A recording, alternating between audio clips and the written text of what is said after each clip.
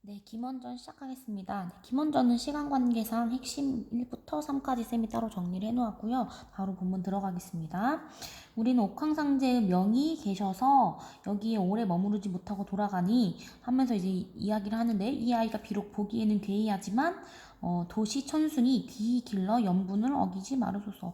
귀한 존재래요. 천명 하늘의 뜻에 의한 아이기 때문에 귀하게 길러라는 부탁을 합니다. 하고 문득 간 데가 없었대요. 꿈이었기 때문에 비로소 아이를 받아봤는데 그 아이는 온데간데없고 한 허무맹랑한 것이 놓여 있었는데 그 존재는 수박 같았대요. 그래서 기이한 탄생을 하고 있는 모습이 나와 있습니다. 기는 기이한 탄생이겠죠. 놀라고 한심하여 급히 내어 버리려고 했는데 다시 생각해보니까 몽징이 이상했다. 꿈속의 징후가 이상해서 내 종 일을 보리라. 다음 일을 기약한다. 라고 다시 보니까 수박 같은 것에 구멍이 있었는데 그 구멍에다가 먹을 것을 넣어주니까 점점 자랐대요. 자, 모양이 둥글고 그렇기 때문에 이름을 원으로 지었다. 김원전의 주인공 등장합니다. 수박같이 생긴 희한한 괴물이 나왔습니다. 이럭저럭 점점 자라서 방 안에 가득해서 넓은 데로 옮겨주라고 해서 뒷동산에 옮겨줍니다. 먹을 것을 주니까 먹는 대로 다 주었더니 원이 크기가 3칸 방이 다 터졌대요. 먹는 것은 한 선 밥을 먹으니까 승상이 신회가 크고 상관호소 비복이 근심이 많았다. 많이 먹어서 집에 꽉 찼다라는 거겠죠. 이럭저럭 광음이 후루라에 10년이 지나서요. 천하가 태평했고요. 백성들이 여러 곳에서 격양가를 불렀대요. 배를 두드리면서 부른 노래이기 때문에 나라가 매우 안정기였다는 거죠. 그래서 천자가 설현을 했다라는 것은 잔치를 열었던 거예요. 그래서 그 김승상 부인 김승상 다 오라고 해가지고 잔치를 벌였는데 오직 김승상 부부는 원을 생각해보니 화기도년한지라 즐거운 기색이 전혀 없었던 거죠. 이러쿵 저러쿵 파연했다. 잔치를 파하고 집으로 돌아왔더니 가중이 조용했대요. 그래서 새로이 슬픔이 더해졌다. 신녀한테 명령을 해요. 후원 문을 들고 가서 원을 살펴보라 라고 해서 가보니까 아무것도 없고 뭐만 남아있었냐? 소년만 남아있었던 거죠. 그래서 물어봤어요. 공자는 누신이 있고 공자는 누구세요? 라고 물어보니까 공자가 웃고 대답하지 않아요. 그리고는 승상 부부께 제배 다시 인사를 하면서 말합니다. 소자 이제 본형을 내어 부모 슬하에 뵈나이다. 드디어 본래 형체를 내어서 부모님께 인사드립니다. 라고 말했던 거죠. 그랬더니 공이 물어봐요. 너는 어떤 아이인데 이곳에 있으면 그 괴물은 어디 갔느뇨? 라고 물어보니까 불초자 전생의 죄가 중하여 괴형 희한한 모양을 하고 인간 세상에 나서 10년 동안 부모의 우려를 끼쳤는데 이제는 죄를 다 면하였으니까 허물을 벗고 배나이다 라고 나와 있습니다. 전생에 죄가 많아서 전생과 지금 현세가 지금 나누어져 있는 거죠. 이중적으로. 그래서 무슨 모티프가 들어있냐? 적강 모티프라고 볼 수가 있겠죠. 천지천 하늘에서 원래 인연이 있었고 지상으로 내려왔다가 다시 하늘로 올라간다는 적강 모티프가 들어있고요.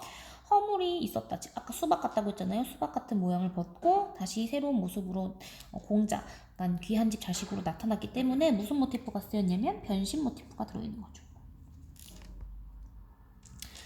중략. 자, 부모와 낙향한 김우원은 무예를 닫고 있습니다. 근데 아귀가 새 공주를 납치해가는 것을 직접 목격을 해요. 구도 아기라고 나와 있는데 9개의 머리를 가진 아귀가 3명의 공주를 납치해가서 아기들의 소굴, 즉 지하굴로 들어가게 됩니다. 그래서 A를 보면 공주를 구하기 위해 아기들의 소굴로 들어간다. 그럼 이 아기들의 소굴에 가서 뭐 하게 되냐면 김우원은 공주들을 구출하겠죠. 그럼으로써 업적을 달성하게 되는 거죠. 그래서 자신의 그 능력을 보여줄 수 있는 공간으로서의 아기들의 소굴이 나와 있습니다.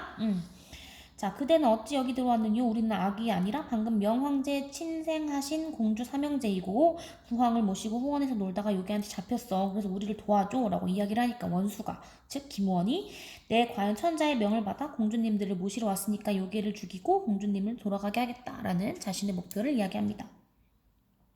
자, 요괴가 어디 있냐고 물어보니까 전각에서 자고 있대요. 그래서 원수가 홍갑선을 들고 문 앞으로 나아가 한 번 부시고 문 지키는 요괴들을 다 쓰러뜨려서 움직이지 못하게 했다. 자, 그래서 여기에서는 비범한 능력이 잘 드러나고 있겠죠. 홍갑선은 부채예요. 부채를 들고 위기 상황을 극복하고 있습니다. 자, 원수는 비수를 들어 바로 그놈의 가슴을 찔렀고요. 피가 돌고 흐르고 십경 뛰놀다가 거꾸러진대요. 공주와 모든 여자들이 아기 죽음을 보면서 대이 매우 기뻐하고 분분했다. 그러니까 원수가 역동적으로 지금 싸우고 있는 비현실적인 모습들을 잘 보여주고 있는 거죠. 자, 잔 요괴들이 소문을 듣고 쫓아와요. 그러니까 잔잔바리한 요괴들이 갖고 어떤 놈이 우리 장군을 죽였느냐, 너를 잡아 원수를 갚겠다라고 하니까 갑자기 김우원이 산호채를 날려서 이번에 왼쪽 오른쪽으로 치니까 잔 요괴들이 다 거꾸러져 손발을 쓰지 못했다라고 하는 거죠. 자, 이야기의 줄거리는 이 정도예요. 그래서 처음에 태어났을 때 이러한 기이한 모습으로 태어났다가 지하국에 들어가서 새 공주를 구하는 그런 스토리를 가진 작품입니다. 핵심 보겠습니다. 첫 번째는 기비, 위, 조, 위로 나와 있는데, 자, 우리 이거 했었죠. 영웅설화의 서사적 구조잖아요. 기이한 출생, 비범한 능력, 위기, 조력자가 나와야 되고요. 위협을 달성하는 부분인데, 여기에서는 지금 현재 기이한 출생 나왔고 비범한 능력 나와 있고요. 지금 여기에서는 위협을 달성한 것으로 나와 있지만 사실 이 이후에는 이 새 공주를 구해가지고 지상으로 못 올라오도록 하는 여러 세력들이 나와가지고 김원을 괴롭힙니다. 그것이 한 차례의 위기고요.